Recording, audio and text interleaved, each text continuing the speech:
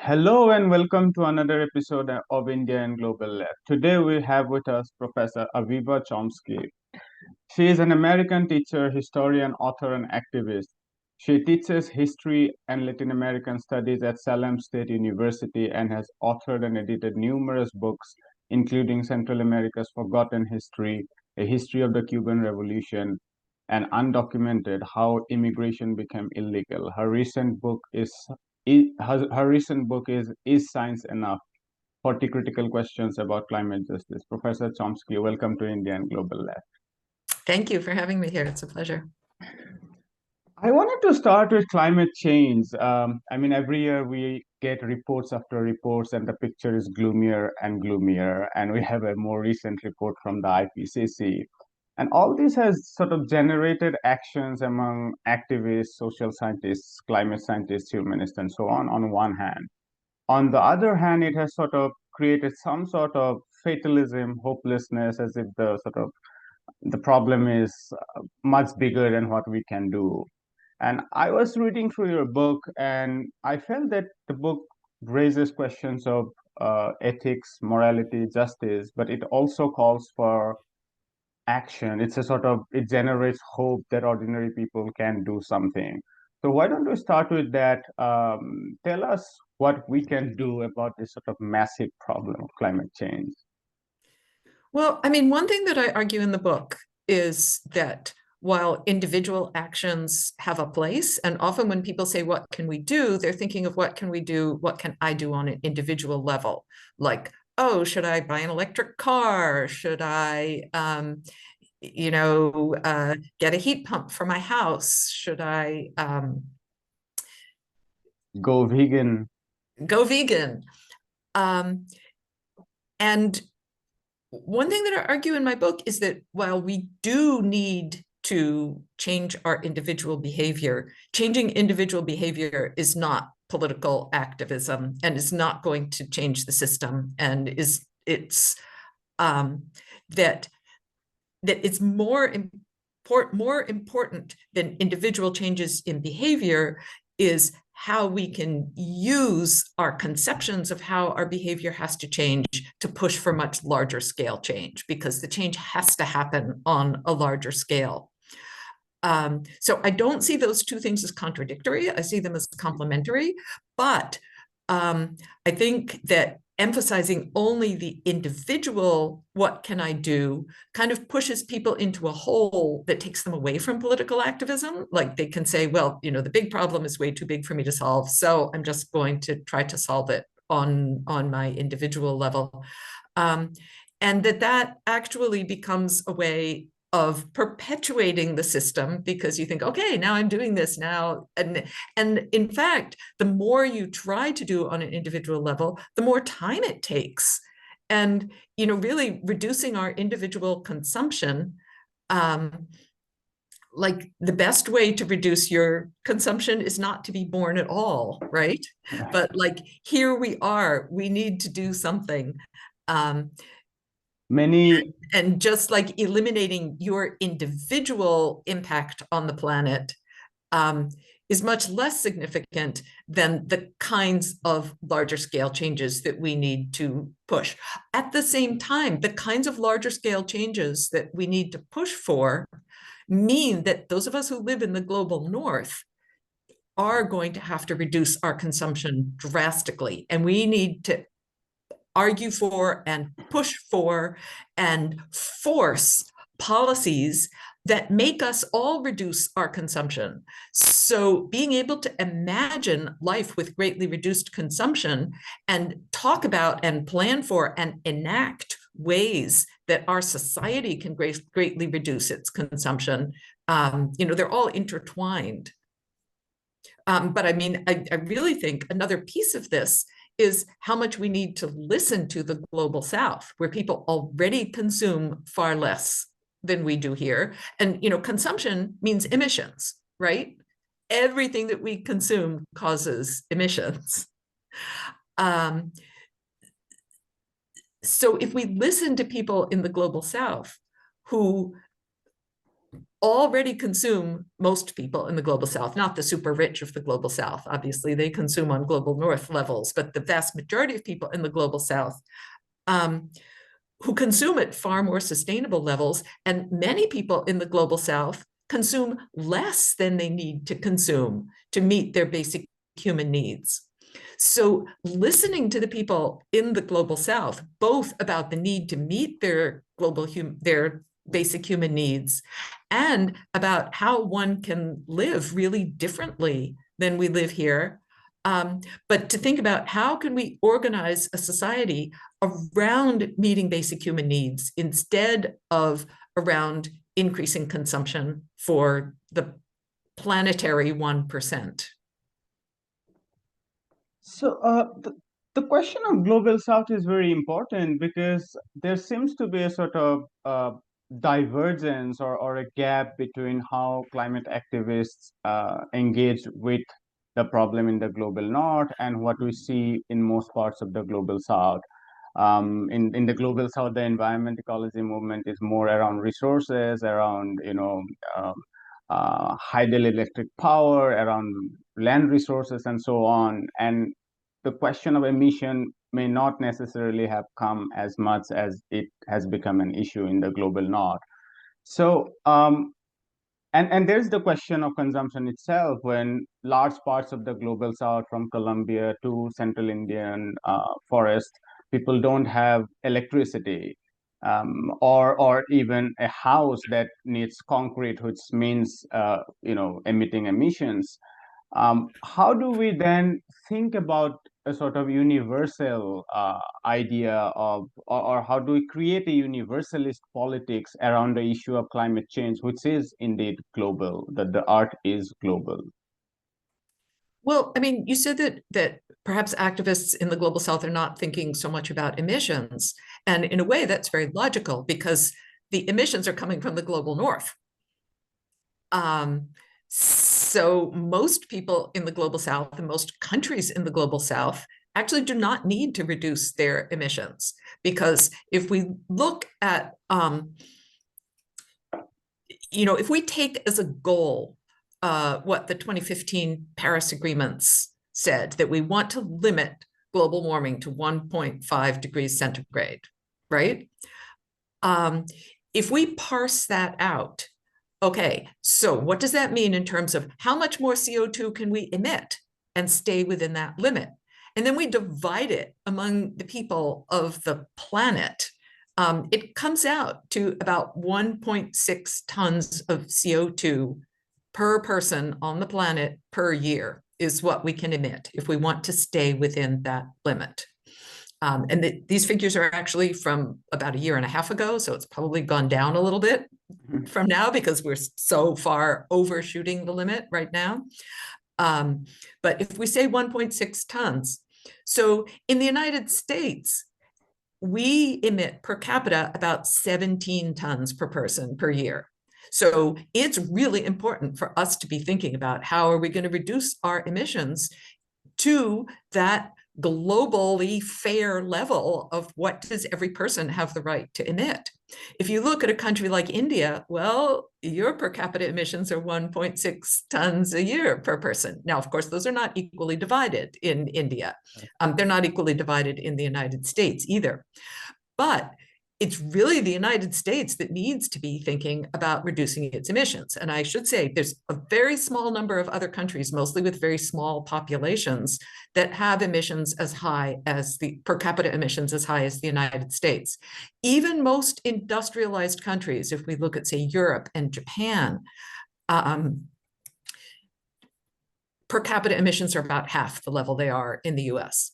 They're still way too much, because what we have, if we want to talk about climate justice and justice in terms of emissions, those countries too have to reduce a lot, but not as much as we have to reduce here. Um, and the poorest countries of the world, and again, I'm relating emissions to consumption and to the meeting of basic needs. Like, to meet one's basic needs, you have to create emissions, right? And you're talking about, electricity is a human right. Housing is a human right. Food is a human right. These are basic human needs that many people in the global South are not able to meet.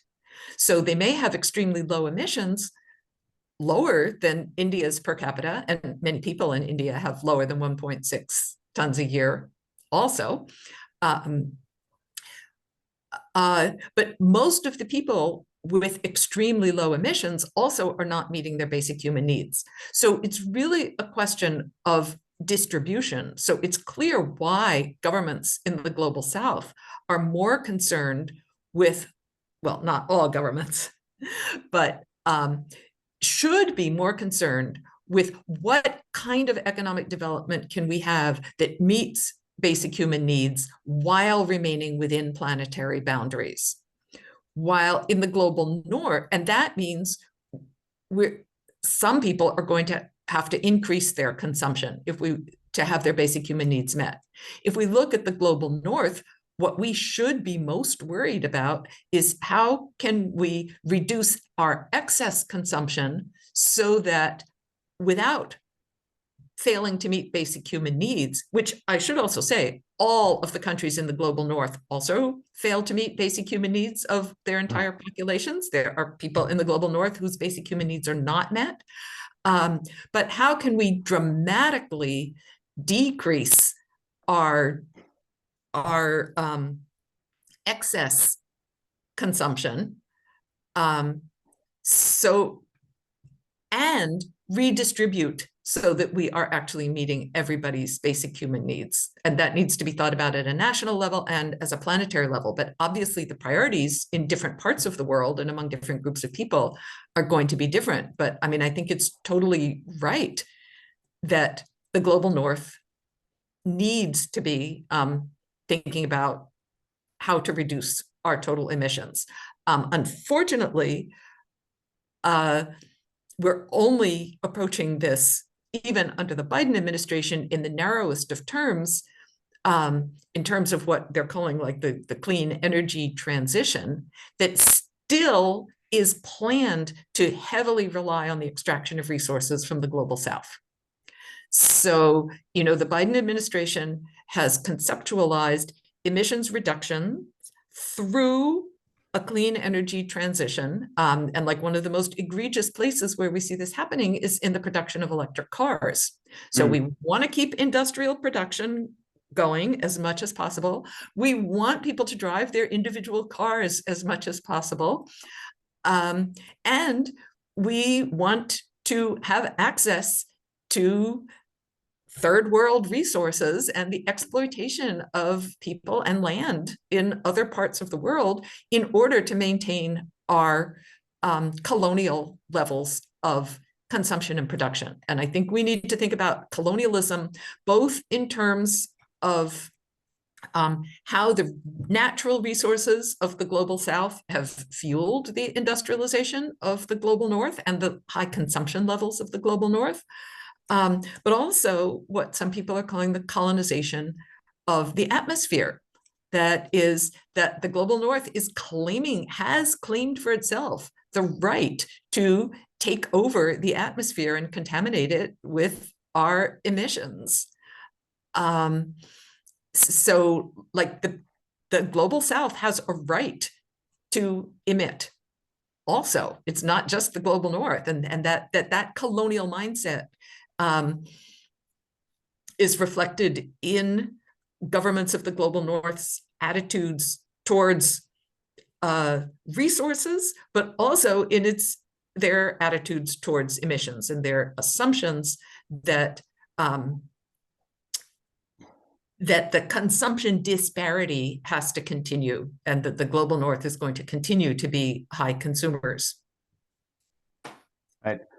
Vijay Prashad once said, whom you would know, he said that within the common differentiated responsibility, the global North generally likes the common part, but not differentiated part. And he said that if this climate movement has to stand, if this climate movement is going to make some resonance in the global south, we'd have to talk about this uneven distribution of resources, because you are talking about future, but we don't have a present in large parts of Africa, in Asia, and Latin America. So you come and say that let's think about the future. They say, what future, comrade? We don't have a present at the moment. So, Mhm. so I, And you said that, I just wanted to pick up on one thing that you said earlier. You said that governments and movements and people in the global south are not thinking as much about emissions when they're thinking about their environmental goals and needs, but they are thinking about the emissions that are coming from the global north, because they are also the ones that are being most affected by the global warming, by the natural disasters, by right. the droughts, by the floods, by the rising sea levels, and that have the fewest resources to adapt to the changes that are going on and survive. So Right. No, yeah, the heat waves, and where people absolutely. can't retreat to their air-conditioned spaces, where they cause more emissions by trying to adapt to climate change. Right. Yeah. No, that's absolutely right. And there are also differences within the global south. I mean, regions lying closer to, the sea, or the closer to river, where there are repeated floods. I guess they are generally more concerned than someone in Delhi, who are more concerned about the pollution And the than heat. and the heat, or the stubble burning in the agrarian region around Punjab, from where, which deteriorates the air quality index. So someone in Bangladesh lying closer to the sea, living around the river, I guess would definitely be concerned about the emissions, whether that's from the global north or the global south. And also governments, of course, I mean, they seem to be making some statements, coming up with some policies and so on. So to that extent, they seem to be concerned about emissions. They have all this sort of in sync with the Paris Climate Agreement. They have all these grand visions and strategy reports and so on. I mean, we'll see how much that will manifest. I guess this is a good segue into your discussion about degrowth, because what you are basically saying is that there should be a rationalization of resource utilization. There should be a cut down of certain types of consumption, and there shouldn't be cut down of certain types of consumption, or maybe we should be looking at socializing these types of consumption. And that's where, when you said that there are differences in levels of emission between Japan or the continental Europe versus the United States, two of the things that struck me is maybe the public transport, which is much more, much better in, certainly in Japan, South Korea, but even in continental Europe as compared to the United States. But also the military-industrial complex, which is much more massive in the United States, and which we know, like according to Brown University report, the U.S. military is one of the leading polluters. So tell us about degrowth. I also wanted to ask you, because this has been attacked by many as a sort of neo-Malthusian understanding of the climate problem, where people ask us to cut down amidst severe austerity that has been imposed for maybe 2 decades or more. So tell us a little bit about degrowth, so that we don't misunderstand the concept. So, I mean, I think that something that the degrowth school shares with Malthusians is a recognition that we live on a finite planet. You shouldn't have to be a degrowther or a Malthusian to recognize that we live on a finite planet. I mean, it's kind of obvious that we live on a finite planet, that the resources of the planet and that the ability of the planet to absorb our waste is finite. And, that's one of the things that we're seeing with the result of CO2 emissions, and or I should say greenhouse gas emissions, because it's not only CO2. And that that we have to recognize that our industrial system has impacts that we can't control. I mean, we can control them by reducing our industrial system, but that we have to recognize that we live on a finite planet, even if some people think that we're going to go out and colonize.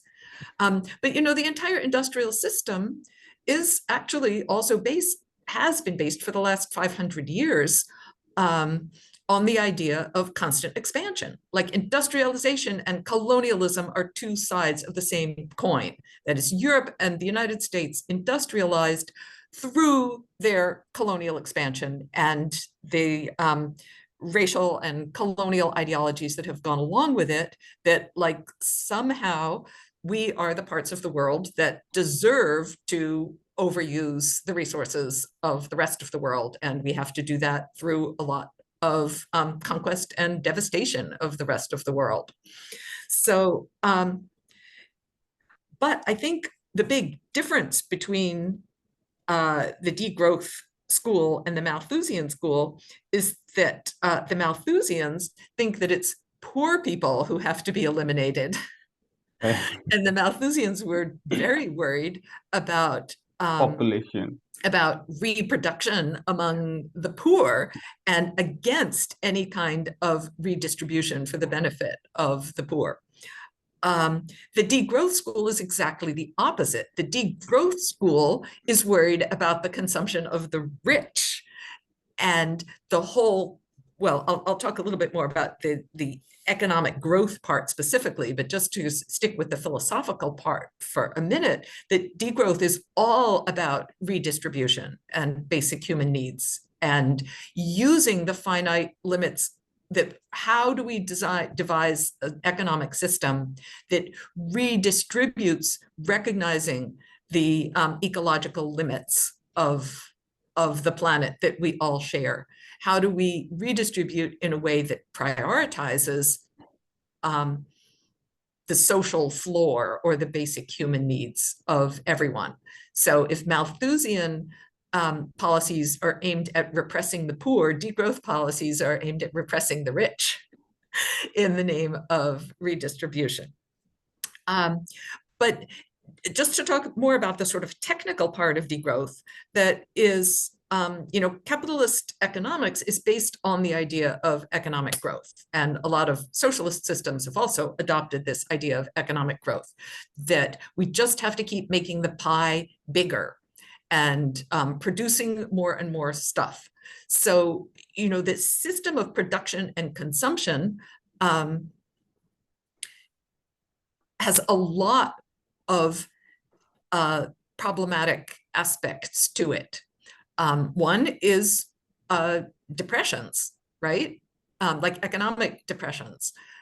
Recessions and depressions. That is, the system is reliant on constantly increasing consumption so that production can increase, basically so that profits can increase, right? Like it inevitably creates a 1% who are the ones who are profiting off of the land, the resources, and the labor of others. Now, in the global north, there was this sort of compromise made that, well, in order to keep consumption going so that we can keep production going, so that we can keep profits going, we have to redistribute to a certain extent so that the working classes get incorporated. I'm talking here about like kind of 19th century revolutions and reforms and early 20th century, so that the working classes can be incorporated into the system.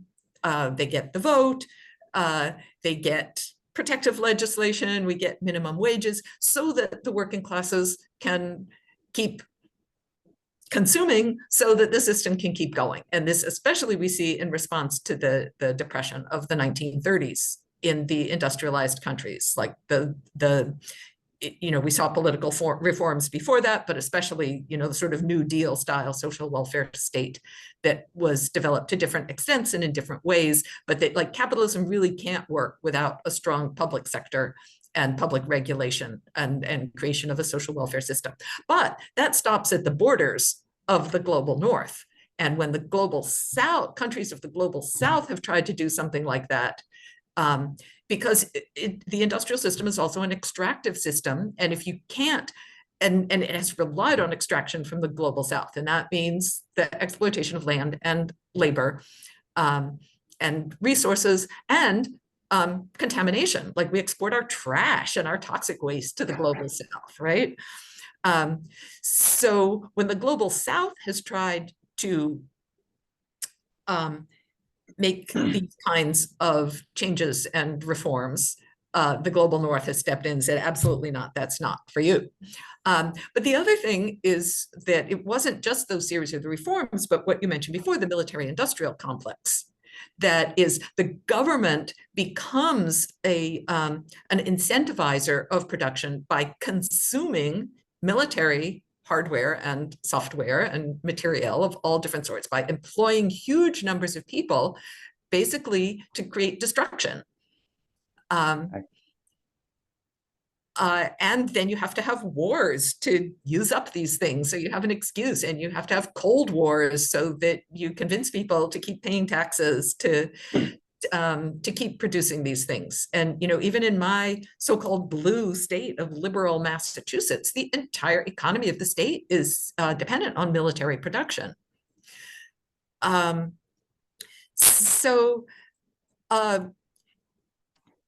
degrowth says, instead of being obsessed with economic growth and constantly increasing production and consumption, which is really just a way of like hiding that what we're really trying to increase is profits, because that's the whole point of production, and that's why production and consumption need to increase so that the 1% can make more. If instead we decided that the purpose of the economy was not to increase the profits of the wealthy, but to meet basic human needs, we could drastically cut down production and consumption and focus on fulfilling basic human needs. The problem is that then no one's going to be making a profit. So instead of so our economy could degrow without harming people if we reduce the useless and harmful production and instead focus our human energies on the tasks, the services, and the goods that are necessary to meet basic human needs. Like, why is it that we don't have enough nurses, we don't have enough teachers? Like, those are the sectors that actually fulfill basic human needs, and they're not resource intensive. But there's no way to make a profit out of those. So, I mean, I think the issue of profit is a really important one to think about, that the whole purpose of growth is for profit. And it's true that consumers, everyday consumers, get to consume a lot more. But most people feel caught on a treadmill in the United States.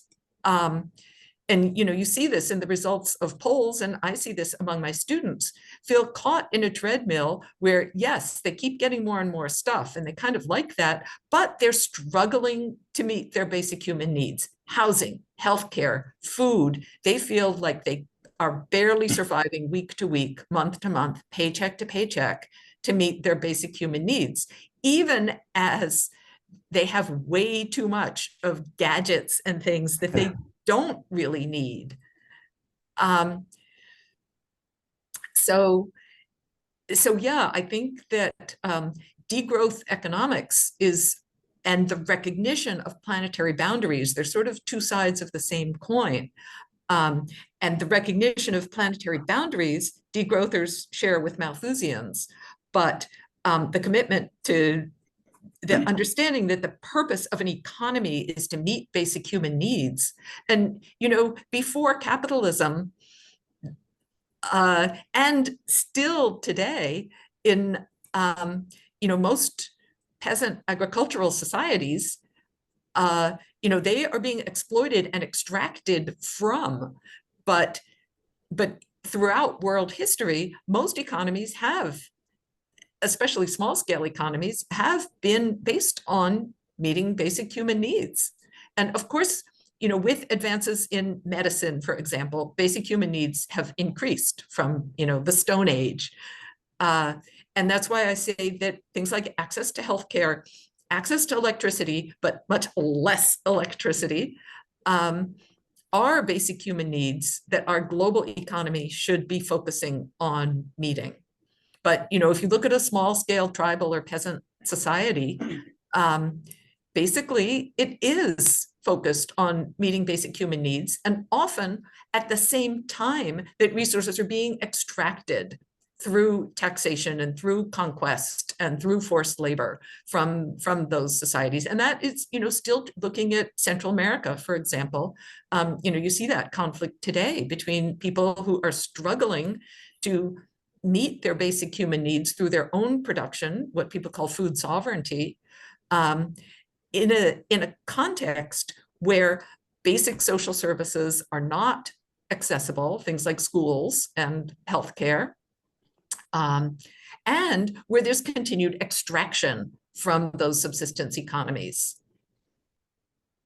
Right. People are being pushed off their land for, you talked about these hydroelectric projects, for example, many of which are aimed at exacerbating social inequality, that is, providing electricity for industrial production, providing electricity for the cities, not for the benefit of the people who are being displaced.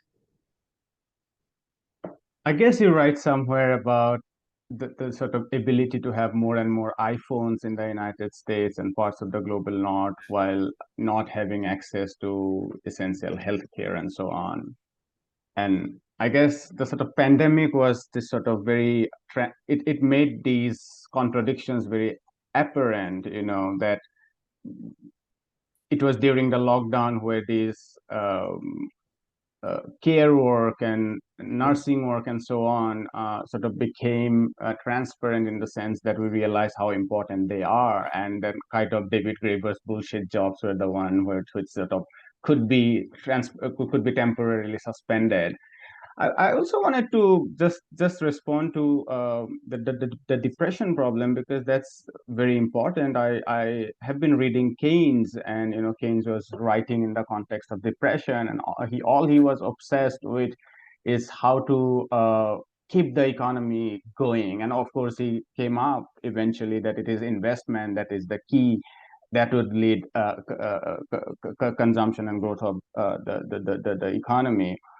And I guess because of the sort of decades of austerity, sometimes we in the left even kind of more Marxist, with the sort of Marxian understanding, we tend to focus more and more on the more expansive and sort of growth economics, because we know that austerity has been imposed on us for decades, which says that cut down social expenditure, do flexible labor laws, and have balanced budgets and so on. So which sort of sometimes unwittingly, I guess, we also go with the sort of Keynesian rhetoric of infinite growth. And war was very important. In fact, Keynes in general theory says that perhaps all what I'm saying would be true by a war, because war is something that creates the enormous possibility of destruction, which then creates the possibility of region. And he was right. In fact, the New Deal stuck to balanced budget in so many ways, and it was the sort of Second World War and then the Korean and the Vietnam War that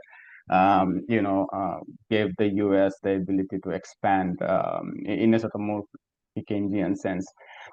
I wanted to ask you about the Biden administration, since you mentioned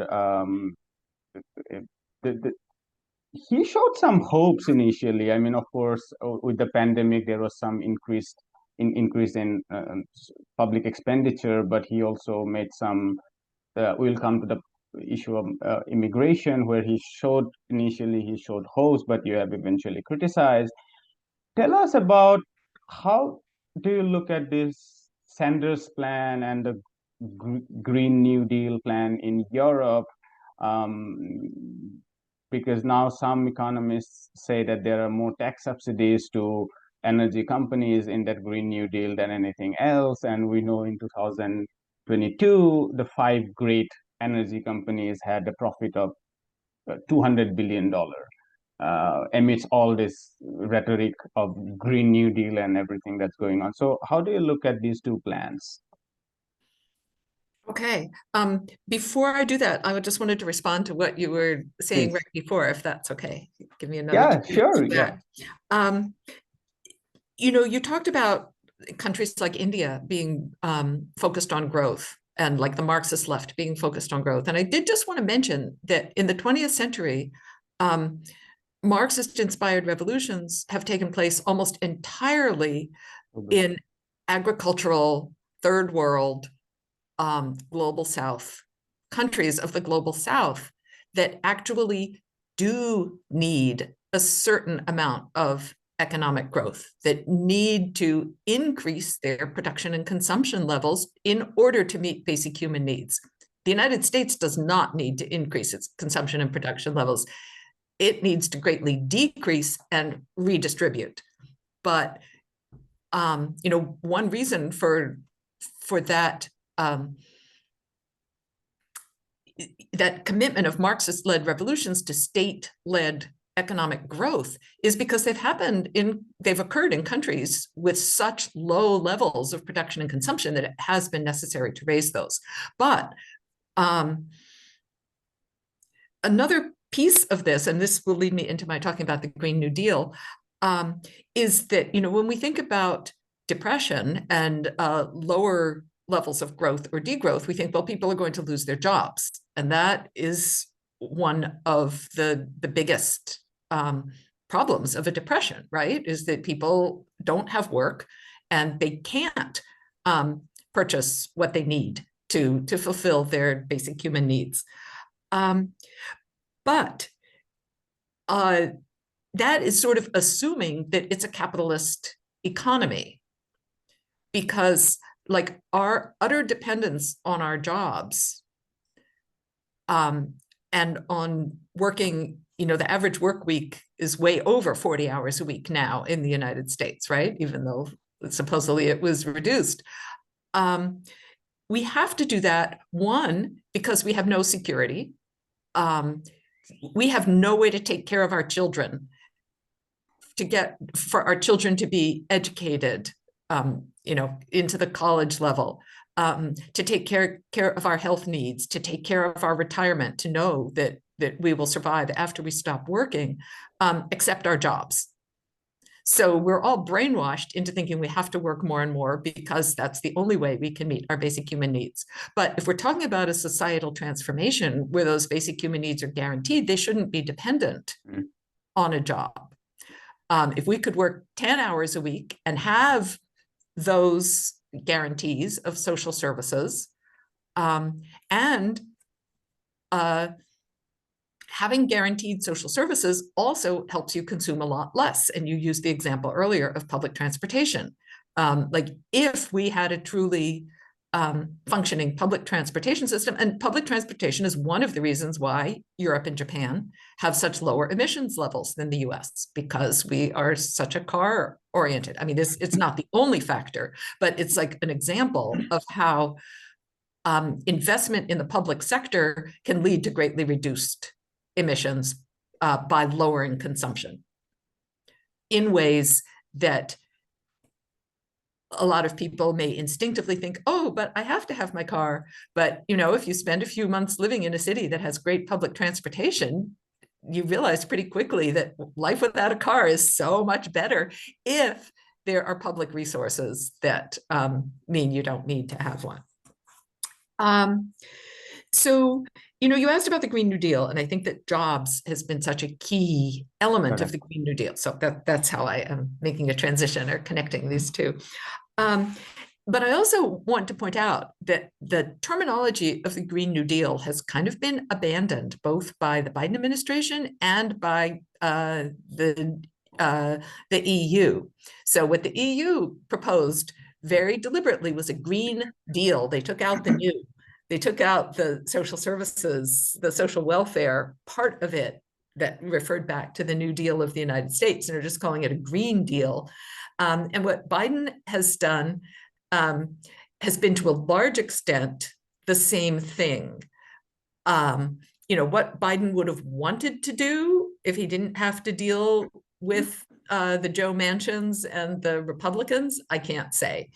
But what what ended up happening was the Inflation Reduction Act, which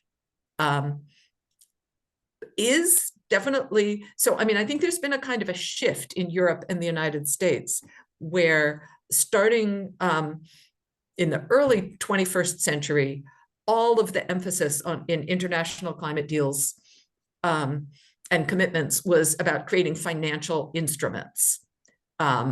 Things like carbon trading and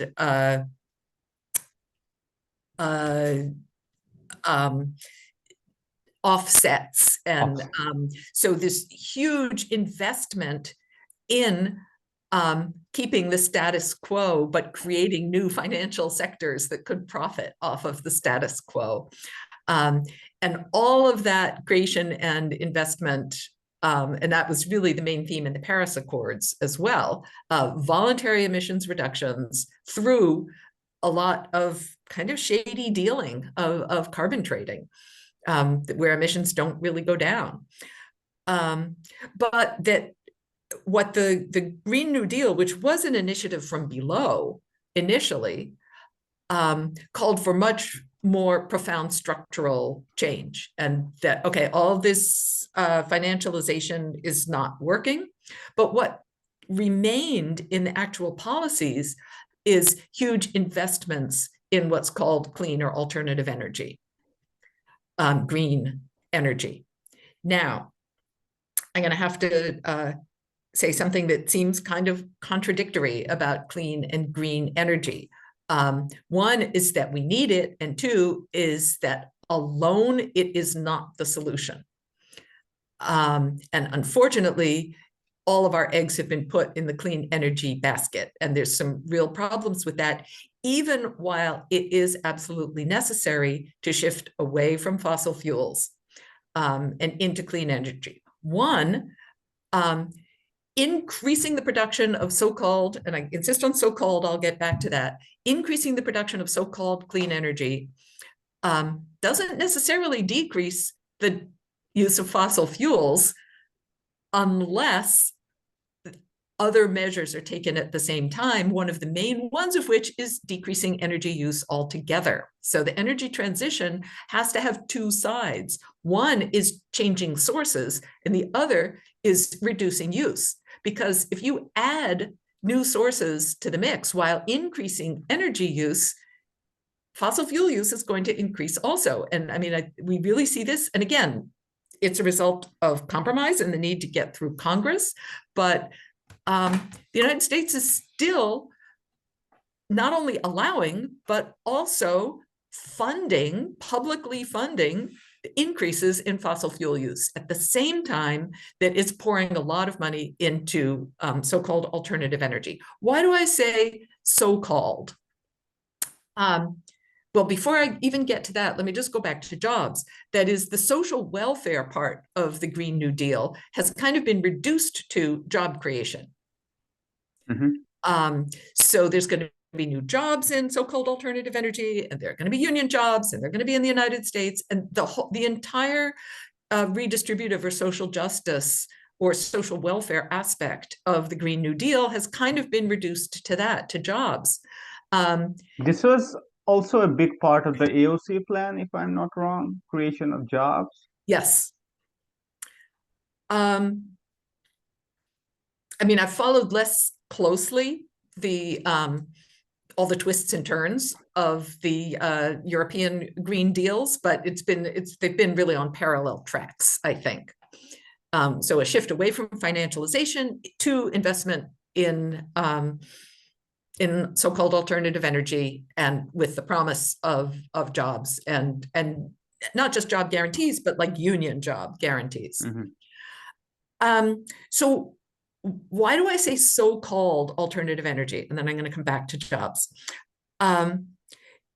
Every form of energy production, including the cleanest forms like solar, wind, hydropower, relies on the extraction of resources from the earth. It relies on industrial production, and it leaves toxic waste. Solar panels or wind turbines might not create emissions while they're producing energy, but the build out of all these transmission lines, of the solar panels and the wind turbines themselves, all of that creates emissions. I'm not even talking about what the usual objections are, which are kind of NIMBY, not in my backyard environmental objections. Oh, but we don't want a solar farm here because it's so ugly and it's going to cut down the forest. But I'm talking both. So in order to create enough solar and wind energy production in the United States to maintain our current uses of energy, so much land would need to be used to house all of these. So many transmission lines, the battery storage. I mean, we're talking about huge industrial projects that all rely on deforestation, extraction of resources, and where the Global South is being asked to pay for this. And I'm also talking about the Global South in the Global North, Indian reservations, for example, which are being targeted. So it's poor people who, the lowest consumers, who are going to be being asked to pay the price to keep the high consumers consuming.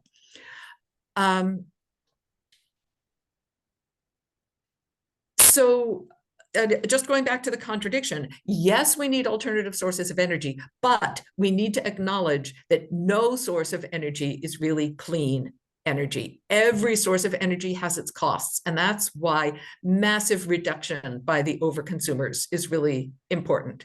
And even if you look in the third world, hydroelectric projects, for example, are still based on displacement and extraction from indigenous lands, deforestation, loss of food sovereignty and subsistence. And so, you know, we have to ask the question of extraction, production, consumption, and waste from all of these projects, and who is being asked to pay the price. And unless we make that central and the basic needs of the under-consumers essential, you can see what's the problem with this proposed system, which is why alternative energy, like, yes, we have to stop using fossil fuels all together, like as soon as possible, like yesterday. And since energy is a human right, we do need alternative sources of energy. But we also need to recognize that the energy needs of the energy poor should come first. And the energy overconsumers need to reduce way, way, way down. Absolutely. I want to shift gears to the next topic, but I'm just very tempted to ask this final question on this sort of same topic, which is about, as you were speaking, it just struck me. I mean, one, for instance, as you spoke about the carbon trading, you know, it reminds me of the sort of Keynesian economics that says very, very directly that investment is always easier in low-income countries. It's a sort of standard theory. I mean, as economies grow and grow, investment becomes more and more difficult. That's why probably war is a very good way in the global north for investments to be utilized, because more and more then goes into saving. So carbon trading may be a very good rejoinder to that, because now you can produce elsewhere because you have traded and swapped those with the global north. But that aside, I wanted to ask this question about nationalization, because that has been a big sort of you know big element in within the left governments, but a lot of governments, and of course with the 80s and the 90s, with the sort of all structural adjustments, nationalization was defeated. But recently, and since you look at Latin America, recently we hear of in Chile nationalization of lithium by Boris, and Elon Musk's and other, they don't like it. So are we thinking about nationalization of these big energy companies? What are your thoughts on that? Well, for places that have been very negatively affected by foreign investors stealing their resources and making big profits off of stealing their resources, nationalization is kind of an obvious way of taking back national control over the resources. Now, the question is what happens after a resource is nationalized? And I think that the 21st century socialists in Latin America basically said, we will nationalize these extractive industries and we will keep extracting and we will use the profits for the benefit of the poor. Given the current global economy, it's one of the few paths that poor countries have to meeting the needs of their large populations of impoverished people, is to sell those resources to the global north and use the income in redistributive ways. So certainly this is better for the vast majority of people than just having foreign companies take the profits and the resources and have the profits go into the pockets of shareholders who are going to use them to consume even more. It's better for the planet too, because when poor people consume more, their emissions are still a lot less than when rich people consume more. But it still relies on this sort of neo-colonial relationship where poor countries are competing with each other to keep the prices of what they're exporting low, and where there's still, many of them, extracting and exporting fossil fuels in order to be able to survive. So it's both, I see it almost as a necessary emergency measure, but so much change has to happen in the global north in order, and in the global economic system, in order for more sustainable and just systems to be implemented in the global south. And I think we've seen examples where some of these 21st century socialist governments have tried to do this. And I'm thinking of Ecuador's proposal for asking for basically reparations, although Correa didn't use the term reparations, but basically climate reparations. Like, the global north needs to pay us to keep this oil in the ground. And the global north kind of shrugged and said, ha, pay you? We don't want you to keep your oil in the ground. We want you to extract your oil. So that's what I mean, that like governments of the global south have very limited sovereignty right now. And that is the fault of the global north and the international, the multilateral institutions that the global north controls that hold such decisive power over the governments of the global south. You talk about austerity, you're talking about debt and the restrictions placed on countries by international financial institutions controlled by the global north.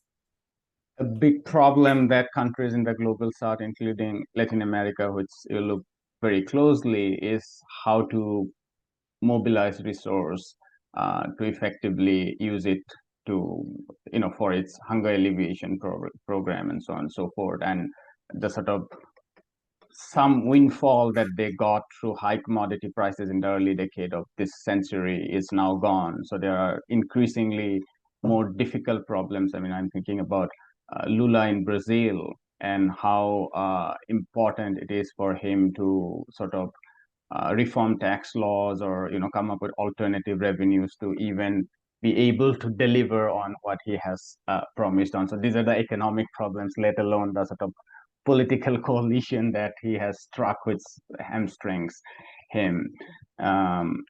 So, I mean, I yeah, think I'm glad you mentioned reforming tax systems because I think that is a key way that governments need to think about redistributive measures. And it's not only in the global South. I mean, here again in my blue liberal state of Massachusetts, we have an incredibly regressive tax system.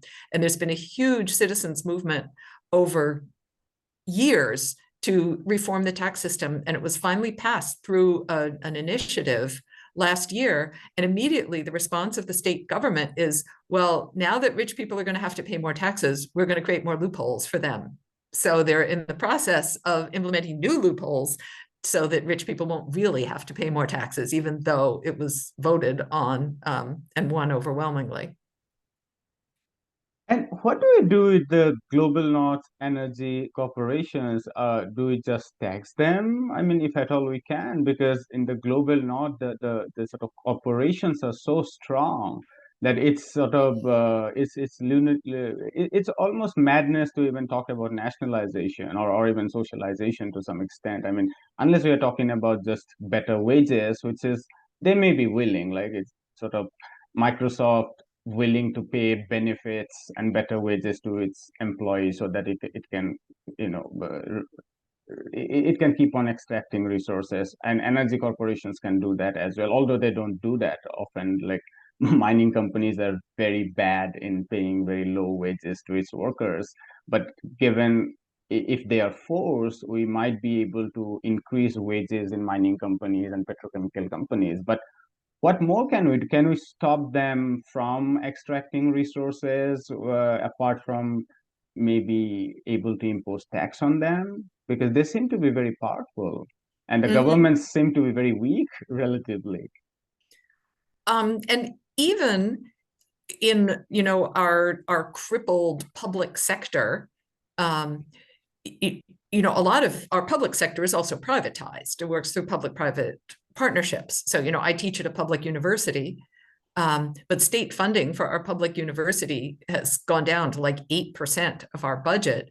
And much of what we do is contracted out to private companies. So, our food services are contracted out, our admissions systems are contracted out, our tech systems are contracted out. So,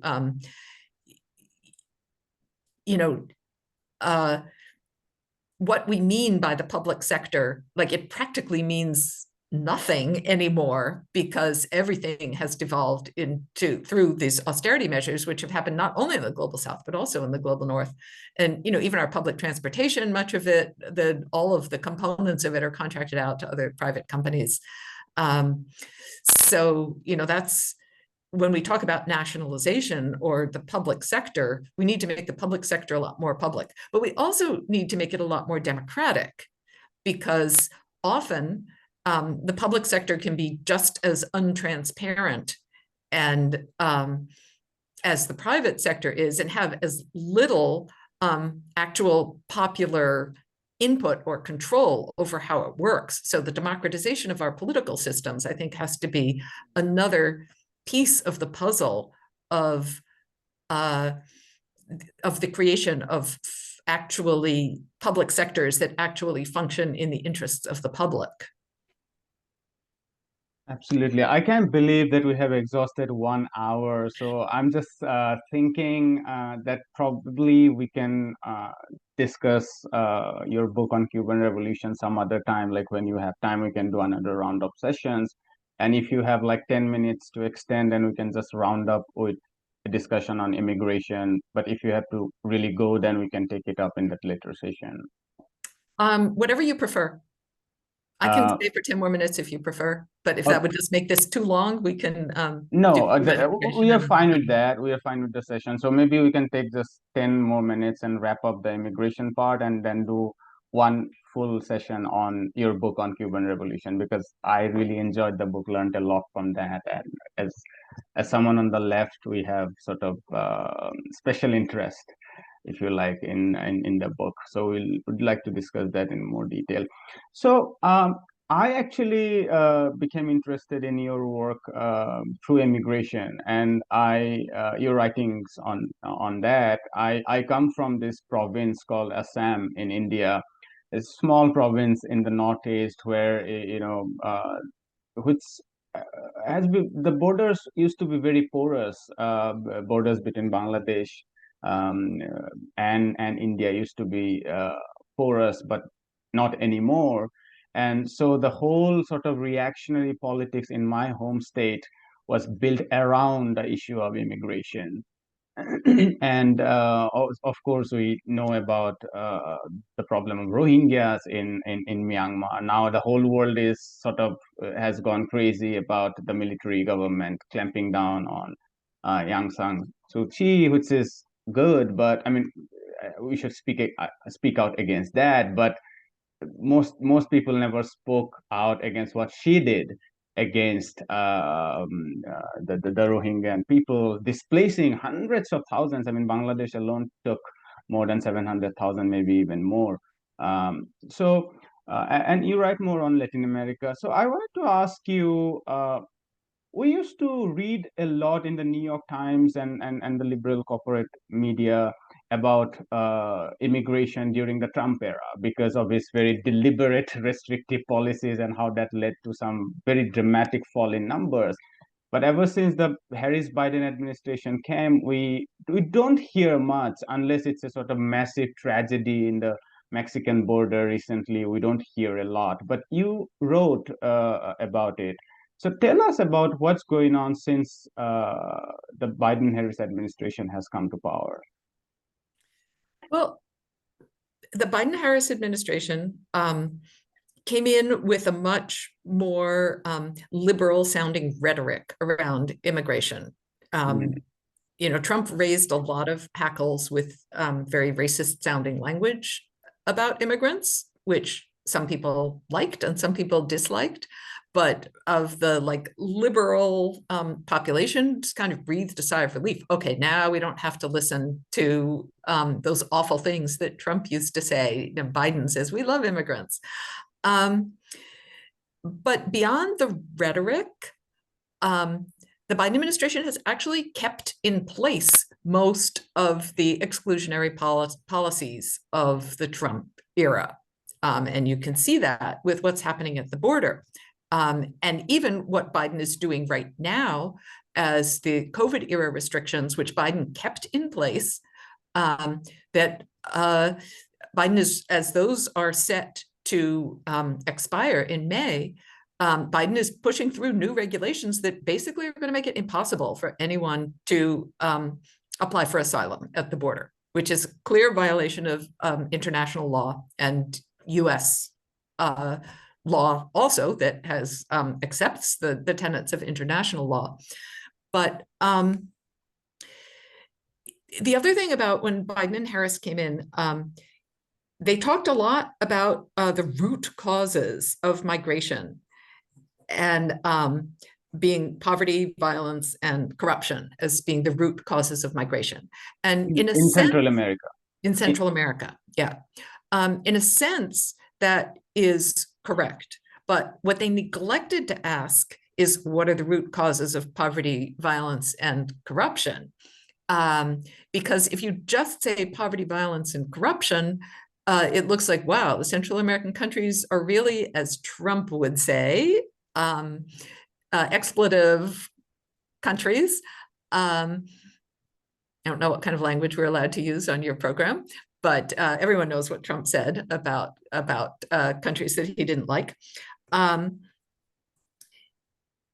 And unfortunately, the Biden-Harris formulation of poverty, violence, and corruption kind of reinforces that view, like something's really wrong with these countries, and we don't know why. But if they were to ask what are the roots of poverty, violence, and corruption in Central America, that is going to take us right back to the United States, which has been deeply involved in Central America for the entire 20th century, including long military occupations in Nicaragua, including US corporations like the United Fruit Company taking over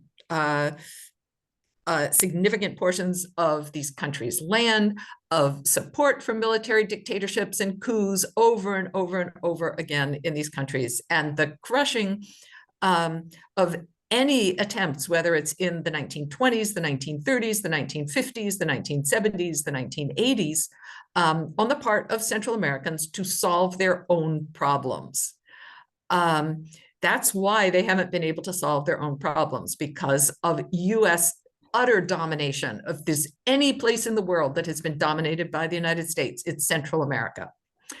And most recently, although not only, because the wars of the 1980s were really a response to the economic development programs that the post-World War II economic development programs that the United States implemented in Central America, that were based on economic growth through the export economy.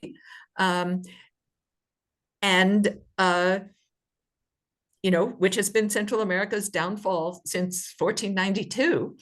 Economic growth based on the export economy, based on inviting in large corporations to take over peasant subsistence land and force people off their land and into exploited labor or no labor on cotton plantations, coffee plantations, sugar plantations, or just simply land loss with no alternatives in terms of work. So the response of the Biden administration to poverty, violence, and corruption is, let's promote the same economic development model even more. Let's give more money. But in addition to promoting the economic model of foreign investment and pushing people off their land and undermining subsistence, let's also heavily militarize and remilitarize not only Mexico's southern border, but Guatemala's southern border, to make sure that migrants can't get anywhere near the US-Mexico border. So a lot of the so-called foreign aid is actually going into what they call border security. And not the US-Mexico border, but the Mexico southern border and Guatemala's southern border. And, when Kamala Harris went to Guatemala and said, so we have something to say to potential immigrants, just don't come. Don't come. I really think there's been a consistency in the Biden-Harris policy, both with the Trump era policies and with pre-Trump era policies, using a different tone and a different language, but pursuing policies that are fundamentally similar. So, for certain sectors of the population, it makes a real difference. Trump wanted to get rid of DACA, Deferred Action for Childhood Arrivals. This was an Obama era program. Biden is much more a supporter of DACA. So we're talking about large numbers of people who are going to be much worse off under Trump than they are under Biden. But in terms of the larger immigration policy, I don't see a whole lot of difference. Yeah, I really enjoyed reading your work where you place this sort of the immigration problem in a long history and how you structure it around the problem of foreign capital, export plantation economy, and low wage. And one of the things I really liked about you, one of the things that you observed was that now, after deindustrialization of the US and rise of the sort of low-paid, low-wage work, that has sort of some way it has feed on to that, because now it's been somewhat easier for them to for the immigrants to come and get hold of the low paid work. Well, I wouldn't necessarily say it's easier for them to come, because there's also been an increasing repressive policies against immigrants, and especially repressive border policies. So coming has actually gotten a lot harder. Coming, yeah. But in terms of the availability of jobs, the neoliberal era in the United States absolutely has seen a mushrooming at the lower ends of what we could call the care economy. Right. And demand for exploitable immigrant labor. Yes. And that's what they openly say when they talk about flexible labor laws. That's what it is eventually. Milton Friedman would love, this kind of arrangements. So this has been such a pleasure talking to you, Professor Chomsky. Thank you very much for coming, and maybe we have another occasion to talk about the Cuban Revolution, which I really liked reading the book. Okay, thank you. This was great, and I hope to speak with you again. Have a nice day. Thanks, you too. Yeah.